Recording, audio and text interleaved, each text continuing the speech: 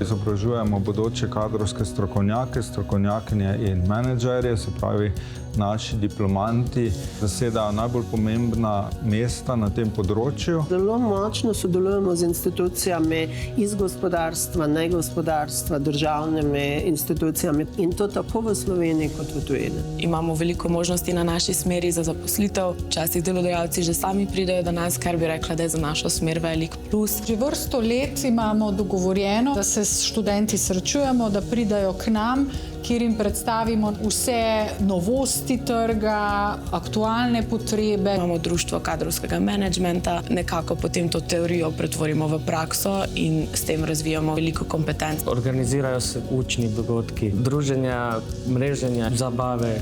Jaz sem imel dobrega tutorja, ki me je spoznal študijom, s predmeti, me je vpeljal v različne študentske klube, obštudijske dejavnosti. Najbolj mi je na smeri všeč to, da se povezuje ogromno nekih področij. Povezuje se s psihologijo, s pravom, z ekonomijo. Pedagogi in pedagoginje, ki so vpite v poučevanje na katedri, so obenem tudi raziskovalci in raziskovalke. Naši profesori so tudi zelo odzivni, prijazni, komunikativni, zelo odprti za vso pomoč in na njih se res vedno lahko obrnemo. Predvsem je za vsakega HR-ovca pomembno, da zna prisluhniti ljudem in da jih zna slišati. Tako prepozna lahko potenciale nekoga, tudi skrite talente. Rabiš čut za sočloveka, se pravi delaš z ljudmi. Sodelovanje je nasplošno zelo pomembno. Sociologija, kadrovski menedžment je pomemben študij, zlasti zato, ker so ljudje v organizacijah tako rekoč vse.